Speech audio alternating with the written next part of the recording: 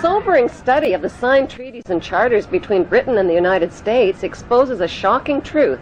The United States has always been, and still is, a British Crown colony.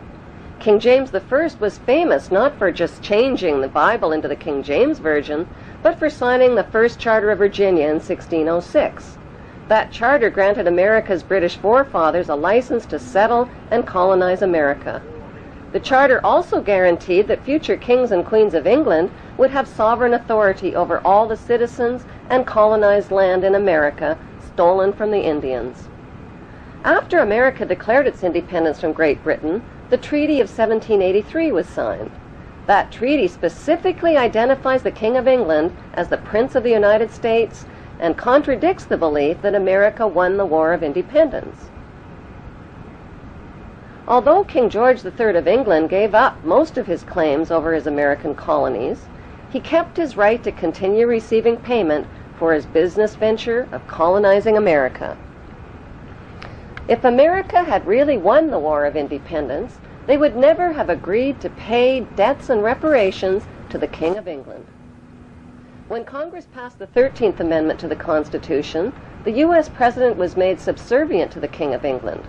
The 13th Amendment is called the Title of Nobility Amendment and forbids U.S. presidents and their officials from using royal titles like king or prince or baron. For some mysterious reason, the 13th Amendment, which was ratified in 1810, no longer appears on current copies of the Constitution. America's blood-soaked War of Independence against the British bankrupted America and turned its citizens into permanent debt slaves of the king. In the War of 1812, the British torched and burned to the ground the White House and all U.S. government buildings and destroyed ratification records of the U.S. Constitution. 1 century later, a corrupt U.S. Congress committed the biggest theft in world history. They passed Paul Warburg's Federal Reserve Act in 1913, handing over America's gold and silver reserves and total control of America's economy to the Rothschild banksters. Most Americans still believe that the Fed, or Federal Reserve, is the government. It is not. The Fed is a privately owned banking system whose majority Class A shareholders are the Rothschilds, Warburgs, Kuhn and Loeb, J.P. Morgan, Rockefeller, Israel Seif, and the Lehman Brothers.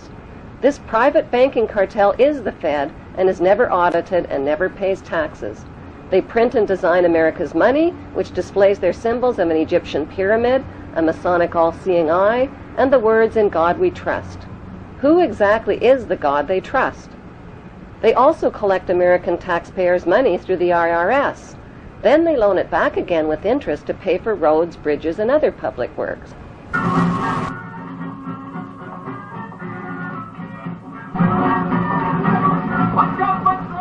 American presidents are handpicked and financed by these special interest power groups.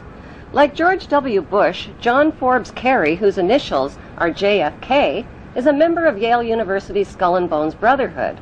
The Forbes part of John Kerry's name identifies his descendancy from Captain Robert Bennett Forbes, who was a drug runner for the Rothschilds' opium drug trade with China in the 1800s. Most U.S. citizens believe that the United States is a country and that the President is the most powerful man on earth.